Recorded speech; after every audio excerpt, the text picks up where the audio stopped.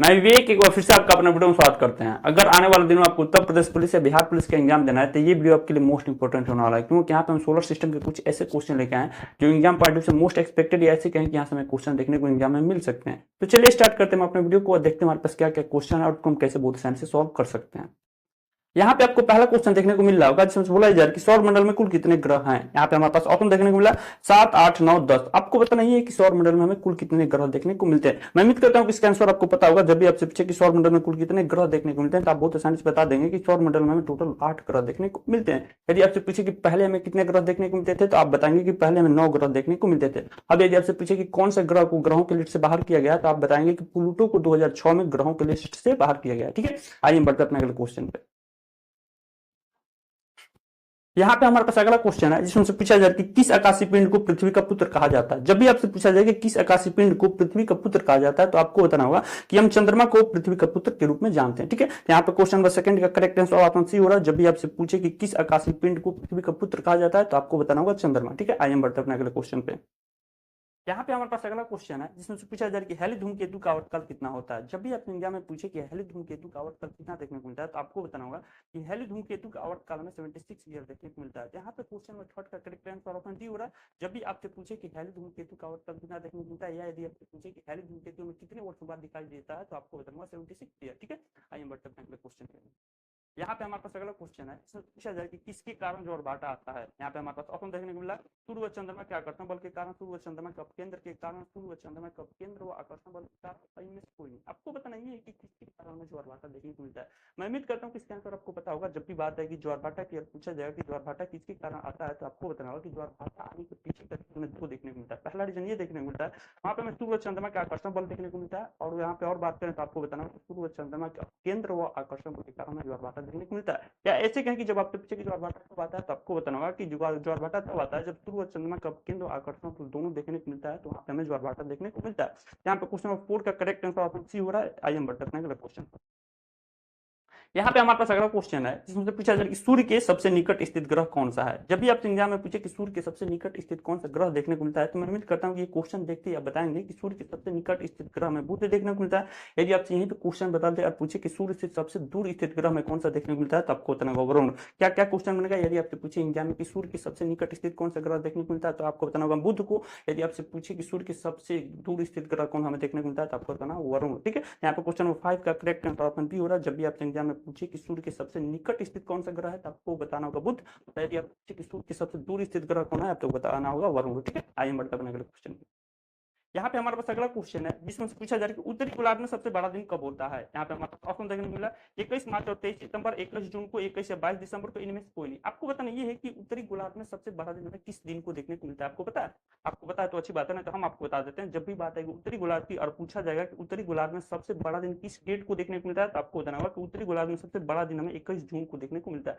जब आप यहीं पे क्वेश्चन पूछ दे कि उत्तरी गोलार्ध में सबसे छोटा दिन किस डेट को देखने को मिलता है तो आपको बताना होगा कि उत्तरी गोलार्ध में सबसे छोटा दिन हमें 21 या 22 दिसंबर को देखने को मिलता है। यदि यहीं पे क्वेश्चन और बदल दे और क्वेश्चन पूछे उत्तरी गोलार्ध में किस दिन को दिन व रात हमें बराबर देखने को मिलता है तो आपको बताना होगा कि उत्तरी गोलार्ध में दिन व रात बराबर होने के समय हमें 21 मार्च और 23 दिसंबर देखने को मिलता है। यहाँ पे क्वेश्चन नंबर 6 में हमसे ये पूछा था कि उत्तरी गोलार्ध में सबसे बड़ा दिन कब होता है तो आपको बताना होगा 21 जून। यानी कि यहाँ पे क्वेश्चन नंबर 6 का करेक्ट आंसर ऑप्शन बी हो रहा है। आइए हम बढ़ते हैं अपने अगले क्वेश्चन पे।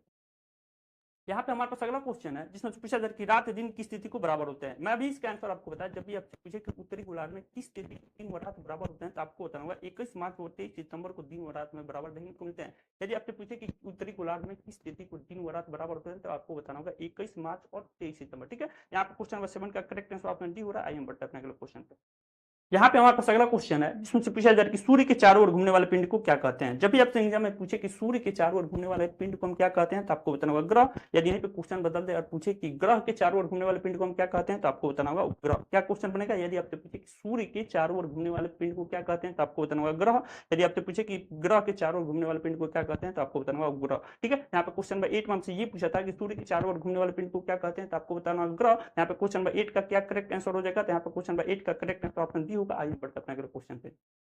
यहाँ पे हमारे पास अगला क्वेश्चन है जिसमें से पूछा जा रहा है कि चंद्र ग्रहण कब लगता है। यहाँ पे हमारे पास ऑप्शन देखने को मिला अमावस्या को, पूर्णिमा को, अमावस्या और पूर्णिमा को, इनमें से कोई नहीं। आपको बताना ये है कि चंद्र ग्रहण कब देखने को मिलता है। मैं उम्मीद करता हूँ कि इसका आंसर आपको पता होगा, फिर भी हम आपको बता देते हैं। जब भी बात है कि चंद्र ग्रहण की, अब पूछा जाएगा कि चंद्र ग्रहण कब लगता है, तो आपको बताना होगा कि चंद्र ग्रहण हमें पूर्णिमा को देखने को मिलता है। यहीं पे क्वेश्चन बदल दे, आप पूछे कि सूर्य ग्रहण कब लगता है, तो आपको बताना होगा सूर्य ग्रहण हमें अमावस्या को देखने को मिलता है। क्या क्वेश्चन बनेगा, यदि आपसे पूछे कि चंद्र ग्रहण कब लगता है, तो आपको बताना होगा कि चंद्र ग्रहण हमें पूर्णिमा को देखने को मिलता है। यदि आपसे पूछे कि सूर्य ग्रहण कब लगता है, तो आपको बताना होगा कि सूर्य ग्रहण में अमावस्या को देखने को मिलता है। ठीक है, आइए बढ़ते हैं अपने अगले क्वेश्चन पे। यहाँ पे हमारे पास अगला क्वेश्चन है जिसमें पूछा जाए कि सूर्य ग्रहण कब लगता है। जब भी आपसे एग्जाम में पूछे कि सूर्य ग्रहण कब लगता है, तो आपको बताना होगा कि सूर्य ग्रहण हमें अमावस्या को देखने को मिलता है। यदि आपसे पूछे कि चंद्र ग्रहण कब लगता है, तो आपको बताना होगा कि चंद्र ग्रहण हमें पूर्णिमा को देखने को मिलता है। यहाँ पे क्वेश्चन नंबर 10 में हमसे ये पूछा था कि सूर्य ग्रहण कब लगता है, तो आपको बताना होगा कि सूर्य ग्रहण हमें अमावस्या को देखने को मिलता है। यानी कि क्वेश्चन नंबर 10 का करेक्ट आंसर ऑप्शन ए हो रहा है। यदि आप यहीं पे पूछ ले कि चंद्र ग्रहण कब लगता है, तो आपको बताना होगा कि चंद्र ग्रहण पूर्णिमा को लगता है। ठीक है, आइए हम बढ़ते हैं अपने अगले क्वेश्चन। यहाँ पे हमारे पास अगला क्वेश्चन है जिसमें पूछा जा रहा है कि जीवाश्म ग्रह किस उपग्रह को कहा जाता है। यहाँ पे हमारे पास ऑप्शन देखने को मिला, पृथ्वी को, चंद्रमा को, शुक्र को, बुध को। आपको बताना ये है कि जीवाश्म ग्रह किस उपग्रह को कहा जाता है। आपको पता है, आपको पता है तो अच्छी बात है। आइए हम बताते हैं कि यहाँ से क्या क्या क्वेश्चन अपने एग्जाम में देखने को मिल सकता है। जब भी बात है कि पृथ्वी को, तो आपको बताना होगा कि पृथ्वी को हम नीला ग्रह कहते हैं। जब बात आएगी चंद्रमा को, तो आपको बताना होगा कि चंद्रमा को हम जीवाश्म ग्रह के रूप में जानते हैं। जब बात आएगी शुक्र को, तो आपको बताना होगा कि शुक्र को हम चमकीला ग्रह के रूप में जानते हैं। जब बात आएगी बुध को, तो आपको बताना होगा कि बुध को हम सबसे छोटा ग्रह के रूप में जानते हैं। क्या क्या क्वेश्चन बनेगा, यदि आपसे पूछे कि पृथ्वी को किस ग्रह के रूप में जानते हैं, तो आपको बताना होगा कि पृथ्वी को हम नीला ग्रह के रूप में जानते हैं। यदि आपसे पूछे कि चंद्रमा को किस रूप में हम जानते हैं, तो आपको बताना होगा चंद्रमा को हम जीवाश्म ग्रह के रूप में जानते हैं, शुक्र को हम चमकीला ग्रह के रूप में जानते हैं, और बुध को हम सबसे छोटा ग्रह के रूप में जानते हैं। यहाँ पे हमने कुछ पॉइंट बताया, अगर ये पॉइंट आप दिमाग में रखते हैं तो यहाँ से जो क्वेश्चन बनेगा बहुत आसानी से सॉल्व कर सकते हैं। यहाँ पे क्वेश्चन नंबर 12 में हमसे ये पूछा था कि जीवाश्म ग्रह किस उपग्रह को कहा जाता है, तो आपको बताना होगा चंद्रमा को। यानी कि यहाँ पे क्वेश्चन नंबर 12 का करेक्ट आंसर ऑप्शन बी हो रहा है। आइए हम बढ़ते हैं अपने अगले क्वेश्चन पे। यहाँ पे हमारे पास अगला क्वेश्चन है जिसमें पूछा जा रहा है कि सूर्य से ग्रह की दूरी को क्या कहते हैं। यहाँ पे हमारे पास ऑप्शन देखने को मिला, अपसर, उपसर, खगोलीय इकाई, इनमें से कोई नहीं। आपको बताना ये है कि सूर्य से ग्रह की दूरी को क्या कहते हैं। आपको पता है, आपको पता होगा तो अच्छी बात है, तो हम आपको बताते हैं कि यहाँ से क्या क्या क्वेश्चन आपको एग्जाम देखने को मिल सकता है। जब भी आपसे एग्जाम में पूछे कि सूर्य से ग्रह की दूरी को क्या कहते हैं, तो आपको बताना होगा कि सूर्य से ग्रह की दूरी को हम खगोलीय इकाई कहते हैं। आपको दिमाग में रखना है कि यहाँ से दो क्वेश्चन बनेगा। पहला क्वेश्चन ये बनेगा, यदि सूर्य ग्रह के सबसे पास है, ऐसे कहें कि ग्रह यदि सूर्य के सबसे पास है तो उस घटना को क्या कहते हैं, तो आपको बताना होगा उपसौर की घटना हम कहते हैं। यदि क्वेश्चन ये पूछते कि यदि सूर्य ग्रह के सबसे दूर है, ऐसे कहें कि ग्रह सूर्य से यदि सबसे दूर है तो उस घटना को क्या कहते हैं, तो उस घटना को हम अपसौर के नाम से जानते हैं। ठीक है, तो हमें यहाँ पे कुछ पॉइंट बताया, अगर ये पॉइंट आप दिमाग में रखते हैं तो यहाँ से जो क्वेश्चन बनेंगे बहुत आसानी से सॉल्व कर सकते हैं। यदि आपसे पूछे कि सूर्य से ग्रह की दूरी को क्या कहते हैं, तो आपको बताना होगा कि सूर्य से ग्रह की दूरी को हम खगोलीय इकाई के रूप में जानते हैं। ठीक है, हम आगे बढ़ते हैं अपने अगले क्वेश्चन पे। यहाँ पे हमारे पास अगला क्वेश्चन है जिसमें से पूछा जाए कि सूर्य के धरातल का तापमान लगभग कितना होता है। मैं उम्मीद करता हूँ कि क्वेश्चन देखते ही आप बता देंगे कि जब भी आपसे एग्जाम में पूछे कि सूर्य के धरातल का तापमान कितना देखने को मिलता है, तो आपको बताना होगा 6000 डिग्री सेंटीग्रेड हमें देखने को मिलता है। यदि आपसे एग्जाम में पूछे कि सूर्य के धरातल का तापमान कितना देखने को मिलता है, तो आपको बताना होगा 6000 डिग्री सेंटीग्रेड। ठीक है, आइए बढ़ते अपने अगले क्वेश्चन पे। यहाँ पे हमारे पास अगला क्वेश्चन है जिसमें से पूछा जाए कि मध्य रात्रि का सूर्य किस क्षेत्र में दिखाई देता है। जब भी आपसे एग्जाम में पूछे कि मध्य रात्रि में सूर्य किस क्षेत्र में देखने को मिलते हैं, तो आपको बताना होगा कि मध्य रात्रि में सूर्य में आर्कटिक के क्षेत्र में देखने को मिलता है। यदि आपसे एग्जाम में पूछे कि मध्य रात्रि में सूर्य किस क्षेत्र में दिखाई देता है, तो आपको बताना होगा आर्कटिक क्षेत्र में। यहाँ पे क्वेश्चन नंबर 15 का क्या करेक्ट आंसर हो जाएगा, तो यहाँ पे क्वेश्चन नंबर 15 का करेक्ट आंसर ऑप्शन बी होगा। आइए हम बढ़ते हैं अपने अगले क्वेश्चन पे।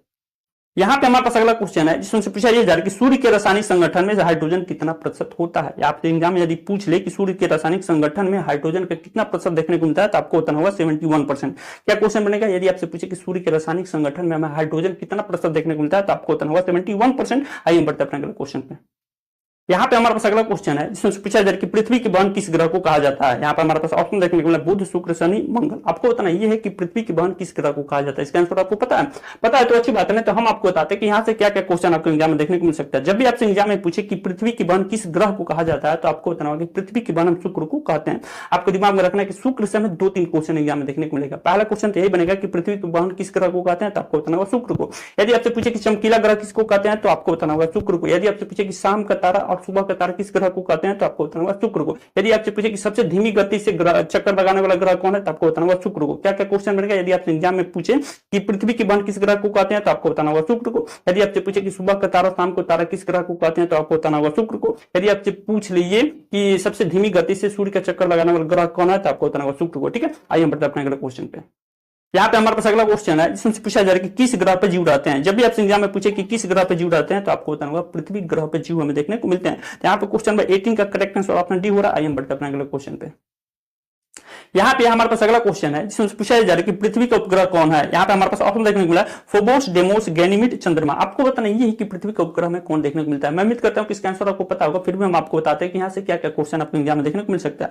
जब भी बात है कि फोबोस की पूछा जाएगा कि फोबोस किसका उपग्रह देखने को मिलता है, तो आपको बताना होगा कि फोबोस और डेमोस हमें मंगल का उपग्रह देखने को मिलता है। यदि आपसे पूछे कि गैनीमीड किसका उपग्रह है, तो आपको बताना होगा गैनीमीड हमें बृहस्पति का उपग्रह देखने को मिलता है। यदि आपसे पूछे कि पृथ्वी का उपग्रह कौन है, तो आपको बताना होगा पृथ्वी का उपग्रह हमें चंद्रमा देखने को मिलता है। यहाँ से 2-3 क्वेश्चन आपको और एग्जाम में देखने को मिल सकता है। पहला क्वेश्चन यदि आपसे पूछे कि सबसे बड़ा उपग्रह में कौन देखने को मिलता है, तो आपको बताना होगा कि सबसे बड़ा उपग्रह हमें गैनीमीड देखने को मिलता है। यदि आपसे पूछे कि सबसे छोटा उपग्रह में कौन देखने को मिलता है, तो आपको बताना होगा कि सबसे छोटा उपग्रह में डेमोस देखने को मिलता है। यहाँ पे हमने कुछ पॉइंट बताए, अगर ये पॉइंट आप दिमाग में रखते हैं तो यहाँ से जो क्वेश्चन बनेंगे बहुत आसानी से सॉल्व कर सकते हैं। ठीक है, आइए बढ़ते अपने अगले क्वेश्चन पे।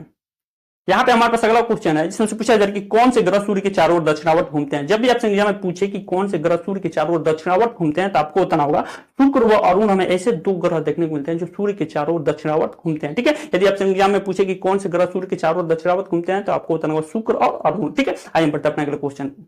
यहाँ पे हमारे पास अगला क्वेश्चन है इसमें पूछा जाए कि निक्स ओलंबिया कोलंबस पर्वत किस ग्रह पर स्थित है। यहाँ पे हमारे पास ऑप्शन देखने को मिला बुध, शुक्र, शनि, मंगल। आपको बताना ये है कि निक्स ओलंबिया कोलंबस पर्वत हमें किस ग्रह पर देखने को मिलता है। इसका आंसर आपको पता है तो अच्छी बात है, तो हम आपको बता देते हैं। जब भी बात है कि निक्स ओलंबिया कोलंबस पर्वत की पूछा जाएगा कि निक्स ओलंबिया कोलंबस पर्वत हमें किस ग्रह पर देखने को मिलता है, तो आपको बताना होगा मंगल ग्रह पर हमें निक्स ओलंबिया कोलंबस पर्वत देखने को मिलता है। यहाँ पे क्वेश्चन नंबर 21 का करेक्ट आंसर ऑप्शन डी हो रहा है। जब भी आपसे एग्जाम में पूछे कि निक्स ओलंबिया कोलंबस पर्वत किस ग्रह पर देखने को मिलता है, तो आपको बताना होगा मंगल ग्रह पर। ठीक है, आइए बढ़ते अपने अगले क्वेश्चन पे। यहाँ पे हमारे पास अगला क्वेश्चन है जिसमें पूछा जा रहा है कि सूर्य से सबसे दूर स्थित ग्रह कौन सा है। जब भी आपसे एग्जाम में पूछे कि सूर्य से सबसे दूर स्थित ग्रह कौन सा देखने को मिलता है, तो आपको बताना होगा वरुण। यदि आपसे एग्जाम में पूछे कि सूर्य के सबसे नजदीक स्थित ग्रह कौन है, तो आपको बताना होगा बुध। क्या क्या क्वेश्चन बनेगा। यदि आपसे एग्जाम में पूछे कि सूर्य से सबसे दूर स्थित ग्रह कौन है, तो आपको बताना होगा वरुण। यदि आपसे पूछे कि सूर्य के सबसे नजदीक ग्रह कौन है, तो आपको बताना होगा बुध। ठीक है, हमने यहाँ पे कुछ पॉइंट बताया, अगर ये पॉइंट आप दिमाग में रखते हैं तो यहाँ से क्वेश्चन बनेगा, बहुत आसानी से सॉल्व कर सकते हैं। ठीक है, आइए बढ़ते अपने अगले क्वेश्चन पे। यहाँ पे हमारे पास अगला क्वेश्चन है इसमें पूछा जा रहा है कि सूर्य का चक्कर सबसे कम समय में कौन सा ग्रह लगाता है। जब भी आपसे एग्जाम में पूछे कि सूर्य का चक्कर सबसे कम समय में कौन लगाता है, तो आपको बताना बुध ग्रह। यदि आपसे पूछ दे कि सूर्य का चक्कर सबसे ज्यादा दिन में कौन लगाता है, तो आपको बताना बृहस्पति। क्या क्या क्वेश्चन बनेगा। यदि आपसे पूछे कि सूर्य का चक्कर सबसे कम समय में कौन सा ग्रह लगाता है, तो आपको बताना बुध ग्रह लगाता है। यदि आपसे पूछे कि सूर्य का चक्कर सबसे ज्यादा समय में कौन सा ग्रह लगाता है, तो आपको बताना बृहस्पति। ठीक है, आइए बढ़ते अपने अगले क्वेश्चन पे। यहाँ पे हमारे पास अगला क्वेश्चन है इसमें पूछा जा रहा है कि सौर मंडल का सबसे बड़ा ग्रह कौन सा है। यहाँ पे हमारे पास ऑप्शन देखने को मिला बुध, शुक्र, मंगल और बृहस्पति। आपको बताना ये है कि सौर मंडल का सबसे बड़ा ग्रह हमें कौन सा देखने को मिलता है। आपको पता है तो अच्छी बात है, तो हम आपको बता देते हैं। जब भी बात है कि सौर मंडल की, आप पूछा जाएगा कि सौर मंडल का सबसे बड़ा ग्रह हमें कौन देखने को मिलता है, तो आपको बताना होगा कि सौर मंडल का सबसे बड़ा ग्रह हमें बृहस्पति देखने को मिलता है। यहाँ पे क्वेश्चन बदल दें, यदि आपसे पूछे कि सौर मंडल का सबसे छोटा ग्रह कौन है, तो आपको बताना होगा सबसे छोटा ग्रह हमें बुध देखने को मिलता है। ठीक है, आइए बढ़ते अपने अगले क्वेश्चन पे। यहाँ पे हमारे पास अगला क्वेश्चन है इसमें पूछा जा रहा है कि सौर मंडल का जन्मदाता किसे कहा जाता है। जब भी आपसे एग्जाम में पूछे कि सौर मंडल का जन्मदाता किसे कहा जाता है, तो आपको बताना होगा कि सौर मंडल का जन्मदाता हम सूर्य को कहते हैं। यदि आपसे एग्जाम में पूछे कि सौर मंडल का जन्मदाता किसे कहते हैं, तो आपको बताना होगा सूर्य को। ठीक है, आइए बढ़ते अपने अगले क्वेश्चन पे। यहाँ पे हमारे पास अगला क्वेश्चन है इसमें पूछा जा रहा है कि चंद्रमा क्या है। अभी आपको होता है कि चंद्रमा एक उपग्रह है। जब भी आपसे एग्जाम में पूछे कि चंद्रमा क्या है, तो आपको बताना होगा कि चंद्रमा एक उपग्रह देखने को मिलता है। ठीक है, आइए बढ़ते अपने अगले क्वेश्चन पे। यहाँ पे हमारे पास अगला क्वेश्चन है इसमें पूछा जा रहा है कि पृथ्वी से चंद्रमा का कितना भाग देख सकते हैं। जब भी आपसे एग्जाम में पूछे कि पृथ्वी से चंद्रमा का हम कितना भाग देख सकते हैं, तो आपको बताना होगा 59% हम भाग देख सकते हैं। यदि आपने एग्जाम में पूछे कि पृथ्वी से चंद्रमा का हम कितना भाग देख सकते हैं, तो आपको बताना होगा 59%। ठीक है, आइए बढ़ते अपने अगले क्वेश्चन पे। यहाँ पे हमारे पास अगला क्वेश्चन है इसमें पूछा जा रहा है कि ब्रह्मांड में विस्फोटी तारा क्या कहलाता है। जब भी आपसे एग्जाम में पूछे कि ब्रह्मांड में विस्फोटी तारा किसको कहते हैं, तो आपको बताना होगा कि ब्रह्मांड में विस्फोटी तारा अभिनव तारा को कहते हैं। क्या क्वेश्चन बनेगा। यदि आपसे पूछे कि ब्रह्मांड में विस्फोटी तारा किसको कहते हैं, तो आपको बताना होगा ब्रह्मांड में विस्फोटी तारा में अभिनव तारा को कहते हैं। यहाँ पे क्वेश्चन नंबर 28 का क्या करेक्ट आंसर देखने को मिला है। यहाँ पे क्वेश्चन नंबर 28 का करेक्ट आंसर ऑप्शन डी हो रहा है। जब भी आपने एग्जाम में पूछे कि ब्रह्मांड में विस्फोटी तारा क्या है, तो आपको बताना होगा विस्फोटी तारा अभिनव तारा के रूप में देखने को मिलता है। ठीक है, आइए बढ़ते अपने अगले क्वेश्चन पे। यहाँ पे हमारे पास अगला क्वेश्चन है जिसमें पूछा जा रहा है कि सौर मंडल की खोज किसने किया था। यहाँ पे हमारे पास ऑप्शन देखने को मिला हर्शल ने, केपलर ने, कोपर्निकस ने, गैलीलियो ने। आपको बताना ये है कि सौर मंडल की खोज किसने किया था। इसका आंसर आपको पता है तो अच्छी बात है। तो आइए बताते हैं कि यहाँ से क्या क्या क्वेश्चन आपको एग्जाम देखने को मिल सकता है। जब भी बात है कि हर्शल की, तो आपको बताना होगा कि हर्शल ने अरुण ग्रह की खोज की थी। जब बात है कि केपलर की, तो आपको बताना होगा कि केपलर ने ग्रहों की गति का नियम दिया था। यदि बात है कि कोपर्निकस की, तो आपको बताना होगा कि कोपर्निकस ने सौर मंडल की खोज किया था। यदि बात है कि गैलीलियो की, तो आपको बताना होगा कि गैलीलियो ने बृहस्पति ग्रह की खोज किया था। हमने यहाँ पे क्या क्या बताया, हमने आपको बताया कि जब भी बात हर्शल की, तो आपको बताना होगा हर्शल ने अरुण ग्रह की खोज किया था। यदि बात है कि केपलर की, तो आपको बताना होगा कि केपलर ने ग्रहों की गति का नियम दिया था। यदि बात है कि कोपर्निकस की, तो आपको बताना होगा कोपर्निकस ने सौर मंडल की खोज किया था। यदि बात है कि गैलीलियो की, आपको बताना होगा गैलीलियो ने बृहस्पति ग्रह का खोज किया था। हमने यहाँ पे कुछ पॉइंट बताया, अगर ये पॉइंट आप दिमाग में रखते हैं, यहाँ से जो क्वेश्चन बनेंगे बहुत आसानी से सॉल्व कर सकते हैं। ठीक है, आइए बढ़ते अपने अगले क्वेश्चन पे। यहाँ पे हमारे पास अगला क्वेश्चन है, इसमें से पूछा जाता है कि सूर्य द्वारा ऊर्जा देते रहने का समय कितना है। जब भी आपसे एग्जाम में पूछे कि सूर्य द्वारा ऊर्जा देते रहने का समय कितना है, तो आपको बताना होगा 1011 वर्ष। यदि आपसे एग्जाम में पूछे कि सूर्य द्वारा ऊर्जा देते रहने का समय कितना है, तो आपको बताना होगा 1011 वर्ष। ठीक है, आगे बढ़ते हैं अपने अगले क्वेश्चन पे। यहाँ पे हमारे पास अगला क्वेश्चन है, इसमें पूछा जा रहा है कि किसी ग्रह के चारों ओर घूमने वाले पिंड को क्या कहते हैं, तो आपको बताना होगा उपग्रह। यदि आपसे एग्जाम में पूछे कि किसी ग्रह के चारों ओर घूमने वाले पिंड को क्या कहते हैं, तो आपको बताना होगा उपग्रह। ठीक है, आइए बढ़ते हैं अपने अगले क्वेश्चन पे।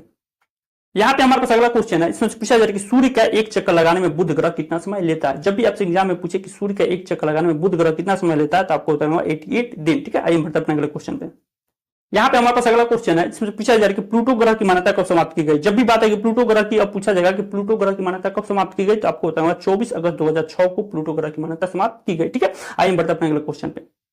यहाँ पे हमारे पास अगला क्वेश्चन है, या ऐसे कहें कि ये आज का हमारा आखिरी क्वेश्चन है, जिसमें पूछा जा रहा है कि चंद्रमा पृथ्वी की एक परिक्रमा कितने समय में लगाता है। जब भी बात है कि चंद्रमा की, अब पूछा जाएगा कि चंद्रमा पृथ्वी का एक परिक्रमा कितना समय में लगाता है, तो आपको बताना होगा 27 दिन 8 घंटा। यदि आपने एग्जाम में पूछ ले कि चंद्रमा पृथ्वी का एक परिक्रमा कितना समय में लगाता है, तो आपको बताना होगा 27 दिन 8 घंटा। यहाँ पे हमने टोटल 34 क्वेश्चन लिए थे। अगर ये 34 क्वेश्चन आप अच्छे से देखे होंगे, तो यहाँ से जो क्वेश्चन बनेगा बहुत आसानी से सॉल्व कर सकते हैं। अगर ये वीडियो आपको थोड़ा भी अच्छा लगा हो, तो प्लीज मेरे वीडियो को लाइक कीजिएगा, मेरे चैनल को सब्सक्राइब कीजिएगा, वीडियो को ज्यादा से ज्यादा शेयर कीजिएगा। मैं अगले वीडियो मिलता हूँ कुछ न्यू कंसेप्ट, कुछ न्यू क्वेश्चन के साथ। तब तक के लिए धन्यवाद।